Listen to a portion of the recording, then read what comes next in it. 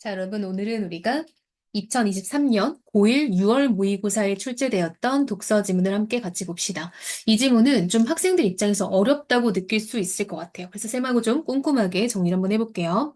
어떤 안건을 대하는 집단 구성원들의 생각은 각기 다르므로 상이한 생각들을 집단적 합의에 이르게 하는 의사결정 과정이 필요하다. 공공선택 이론은 이처럼 집단을 구성하는 개인의 의사가 집단의 의사로 통합되는 과정을 다룬다. 직접 민주주의 하에서의 의사결정 방법으로는 단순 과반순제, 최적 다수결제, 점수투표제, 보르다 투표제 등이 있다라고 돼 있죠, 여러분. 자, 첫 문단이 끝났습니다. 자, 여러분, 첫 문단에서 우리가 언제나 중심 소재와 방향성을 찾아야 된다라고 했었죠. 자, 지금 중심 소재는 공공선택 이론인 거 알 수 있겠죠. 근데 이걸 통해서 무슨 얘기를 하나 봤더니 바로 이렇게 나열되어 있는 의사결정 방법을 우리가 읽게 되겠구나라는 거 알 수 있겠습니다. 자, 여러분, 이렇게 첫 문단에서는 중심 소재와 방향성을 언제나 찾으려고 노력을 해야 돼요. 자, 왜냐? 이렇게 이어서 한번 가볼게요, 여러분. 단순 과반 수재가 지금 이 문단에서 소개가 되고 있죠. 자, 이어서 3문단에서는 최적 다수 결제가 나오고 있죠. 아, 우리가 생각한 대로 흘러가고 있죠.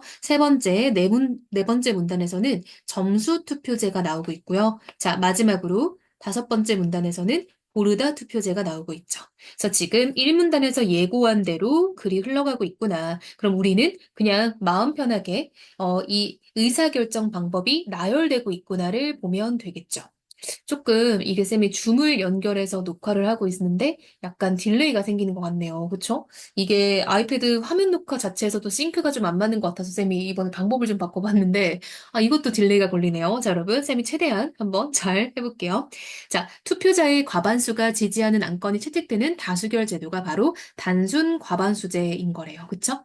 효율적으로 의사결정이 이루어져 많이 사용되고 있으나, 자, 여러분 보세요. 첫 번째로 이 방법은요, 효율적인 의사결정이 이루어진다라는 게 장점이다라는 거 알 수 있겠죠. 그러나 여러분 의나는 바로 대조의 어떤 연결어민 거 알죠? 그럼 앞에는 의였다라는 거 알 수 있어요. 근데 뒷부분은 당연히 한계가 나오겠죠.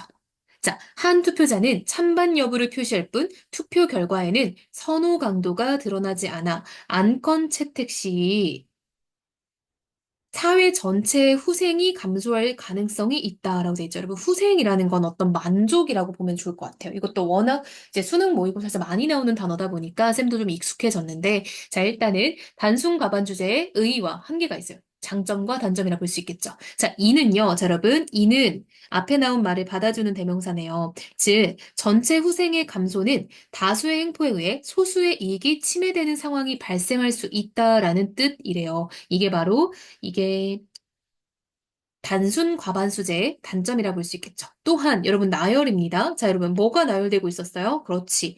한 개가 나열되는 거네요. 한 개 1번이었고요. 이제 2번이 나오네요. 어떤 대안들을 먼저 비교하는가에 따라 그 결과가 달라지는 투표의 역설이 나타날 수 있대요. 자, 여러분. 친구들이 또한이 나열인 거를 모르는 사람들은 많이 없을 거예요. 근데 무엇이 나열되는지를 체크를 해야 돼요. 그쵸? 한 개 1번, 한 개 2번 이렇게 좀 이어지는 거죠. 예를 들어, 예시입니다. 가불병 세 사람이 사는 마을에 정부에서 병원, 학교, 경찰서 중 하나를 지어줄 테니 투표를 통해 선택하라고 제안하였고, 이때 세 사람의 선호 순위가 다음 표와 같다고 하자. 세 가지 대안을 동시에 투표에 붙이면 하나의 대안으로 결정이 잘 안 된대요. 그래서 먼저 병원, 학교, 경찰서 중 두 대안을 선정하여 다수결로 결정한 후 남은 한 가지 대안과 다수결로 승자를 결정하면 최종적으로 하나의 대안이 결정된다. 그럼 여러분 봐봐. 세 가지를 한꺼번에 투표에 붙이면 결정이 잘 안 나서 먼저 두 개를 선택해서 승부를 보고 또 하나를 올리는 방식. 여러분, 이러면 약간 이런 거 우리 부전승이라고 하나요? 그쵸? 하나가 이런 느낌이에요. 자, 병원과 학교가 먼저 붙어서 둘 중에 하나가 올라가고 그것이 이제 경찰서와 붙게 되는 거죠. 그럼 여러분, 경찰서는 첫 번째에서 경쟁 없이 바로 올라갔기 때문에 유리한 거잖아요. 우리 약간 친구들이 체육대회 같은 거 할 때도 이런 거 되게 예민한 문제잖아요. 그쵸?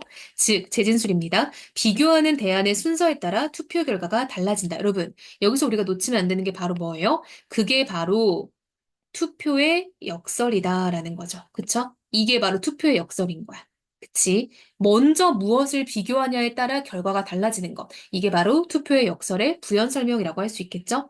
자, 두 번째 이제 최적 다수결제로 넘어가 볼게요. 투표에 따르는 총 비용이 최소화되는 지점을 선정한 후 안건의 찬성자 수가 그 이상이 될 때 안건이 통과되는 제도가 바로 최적 다수결제래요. 이거는 어떤 지점을 만든 다음에 그것에 대해서 찬성하냐 반대하냐를 살펴보는 거죠. 그쵸? 이때의 총 비용은 의사결정 비용과 외부 비용의 합이라고 지금 정해졌네요. 의사결정 비용이란 무엇인지 정의 나오고 있어요. 투표자들의 동의를 구하는 데 드는 시간과 노력에 따른 비용을 의미하며 정의의 서술 방식이죠. 찬성표의 비율이 높을수록 의사결정 비용은 증가한대요. 반대로 외부 비용이라는 것은 어떤 안건이 통과됨에 따라 그 안건에 반대하였던 사람들이 느끼는 부담이라는 거래요. 역시 정의가 나왔죠? 찬성표의 비율이 높아질수록 외부 비용은 낮아지며 모든 사람이 찬성할 경우에는 외부 비용이 0이 되겠죠. 그렇죠? 반대하는 사람의 부담이니까요. 안건 통과에 필요한 투표자 수에 증가할수록 의사결정 비용이 증가하므로 의사결정 비용 곡선은 우상향한다. 그쵸, 여러분? 투표자 수가 증가할 때, 예를 들면 쌤이 한번 그래프를 살짝 그려볼게요. 국어쌤인데. 자, 투표자 수를 우리가 X축에 놓고요. 그리고 여기가 의사결정 비용이라고 해볼게요. Y축을. 자, 그럼 투표자 수가 늘어날수록, 그쵸? 그리고 이 의사결정 비용은 증가하는 거죠. 요렇게 되겠죠. 그쵸? 자, 이와 달리 외부 비용은 감소한대요. 그쵸? 왜요? 반대했던 사람들이 느끼는 부담은 줄어든다라는 거죠. 그래서 이 곡선은 또 우하향하게 된대요. 그래서 두 곡선을 합한 총 비용 곡선은 U자 형태로 나타난대. 그쵸, 여러분? 두 가지를 다 합하면은 얘는 뒤로 갈수록 떨어지고 얘는 뒤로 갈수록 올라가니까 결국 그것은 어느 지점에서는 U자 형태가 보이겠죠. 자, 이때 총 비용이 최소화되는 곳이 최적 다수결제에서 안건 통과의 기준이 되는 최적 다수 지점이 된대요. 근데 여러분, 여기서 뭘 해야 돼? 그쵸? 여기서 이제 찬성과 반대를 한번 해봐야 되는 거죠. 그쵸? 총 비용이 최소화되는 곳, 그곳이 바로 최적 다수 지점. 그럼 거기서 뭘 해야 돼? 찬반 투표를 이제 하는 거예요. 그쵸? 그래서 찬성자 수가 그 이상이 되면 이게 통과가 되는 거죠.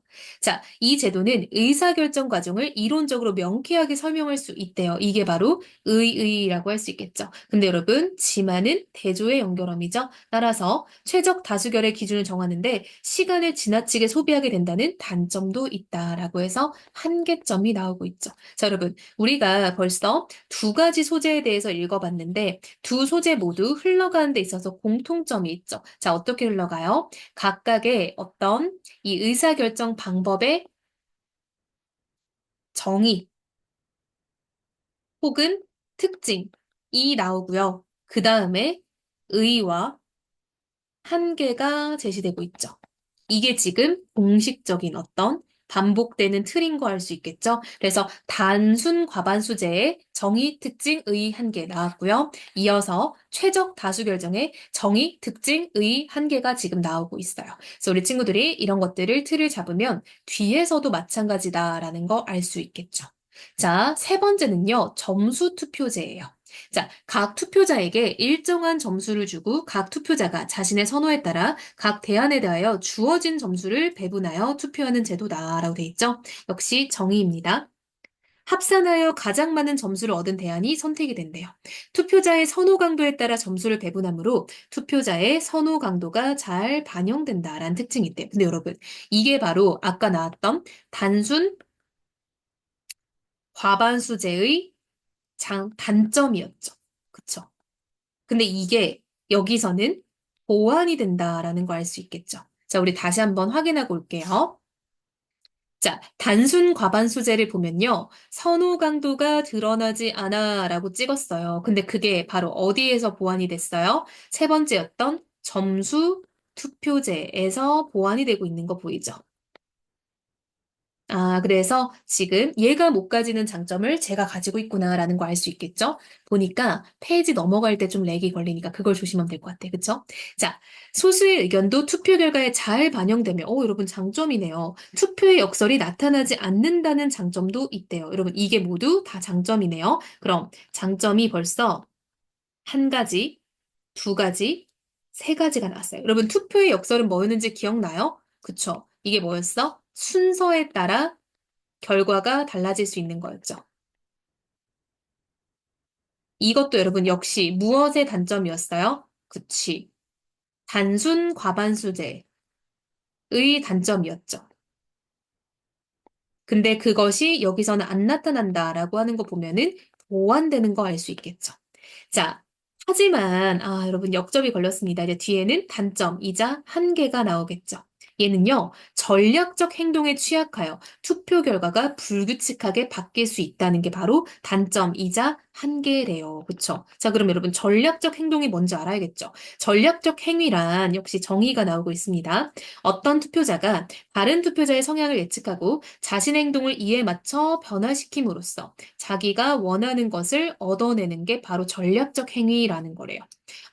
이게 뭐냐라고 해서 우리 친구들이 좀 이해가 안 갈 수 있어서 쌤이 부연 설명을 해볼게요. 이게 투표에서 전략적 투표라는 게 있어요. 자, 전략적 투표라는 건 뭐냐? 얘는요, 약간 이런 거예요. 예를 들면 A, B, C 후보가 있어. 근데 내가 가장 좋아하는 후보는 A예요. B는 그냥 쏘쏘, 그냥 무난해요. 근데 C는 너무 싫어. 근데 내가 좀 주변의 투표자들을 봤더니 A의 당선 가능성이 너무 낮은 거야. 나는 A가 됐으면 좋겠는데 얘가 너무 낮아서 실현이 좀 불가능해 보여요.